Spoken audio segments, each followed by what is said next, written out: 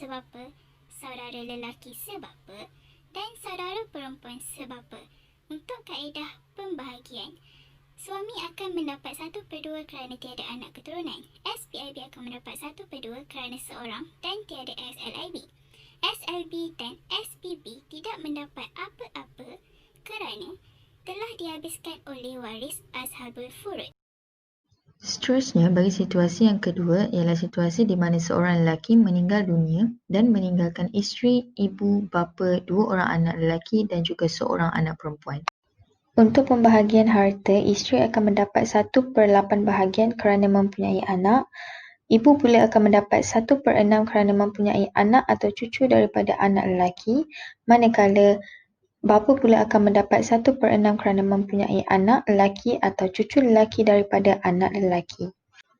Manakala bagi anak lelaki dan anak perempuan yang ditinggalkan, mereka jatuh di bawah kategori asobah bila khair, di mana mereka akan berkongsi baki harta asobah, dan apabila terdapat anak lelaki, anak perempuan akan mendapat separuh daripada bahagian anak lelaki dengan nisbah 2 lelaki kepada 1 perempuan. Soalan 3, si mati telah meninggalkan seorang bapa, nenek iaitu ibu kepada ibu, nenek iaitu ibu kepada ayah, seorang anak perempuan dan juga 2 orang anak perempuan kepada anak lelaki. Untuk kaedah pembahagian, bapa akan mendapat 1/6 dan juga baki.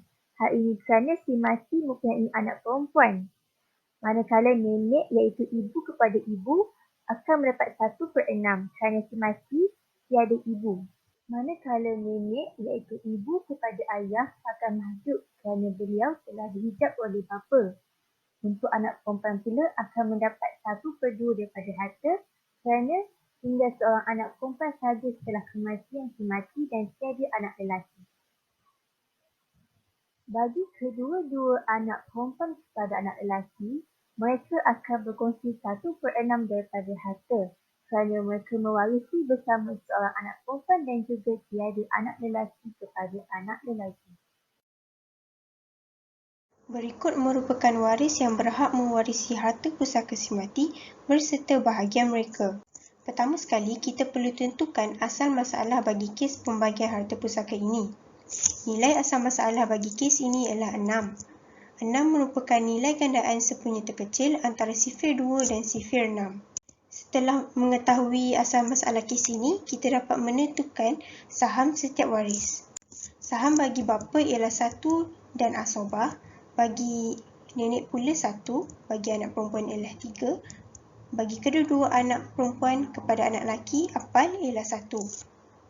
Jika kita perhatikan kepada bahagian saham apal, nilai satu saham itu dibahagikan 2 akan mendapat nombor pecahan. Dalam pembahagian harta pusaka, saham tidak boleh dipecahkan dan mesti dalam angka tunggal sahaja. Oleh itu, ia perlu ditasihkan. Satu bahagian saham tersebut dikongsi oleh 2 orang apal, jadi 2 akan didarabkan dengan asal masalah untuk mendapat nilai asal masalah yang baru iaitu 12. Setiap nilai saham waris juga perlu didarabkan dengan 2.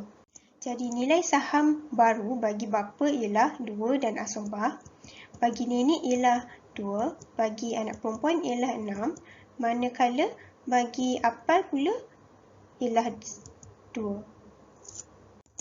Nilai saham baru apal ini boleh dibahagikan 2 tanpa mendapat pecahan, iaitu setiap seorang apal mendapat nilai saham sebanyak 1.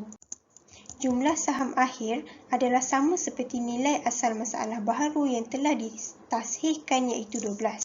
Di dalam kes ini, tiada baki harta pusaka si mati yang tinggal, maka bapa hanya mendapat 2/12 sahaja daripada harta pusaka si mati.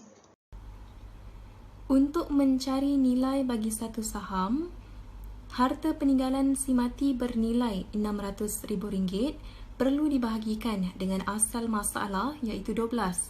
Oleh itu, nilai bagi satu saham ialah sebanyak RM50,000. Bahagian bapa akan memperoleh RM100,000, bahagian ibu kepada ibu pula akan memperoleh RM100,000 juga, anak perempuan akan memperoleh RM300,000 dan akhir sekali setiap seorang anak perempuan kepada anak lelaki akan memperoleh RM50,000.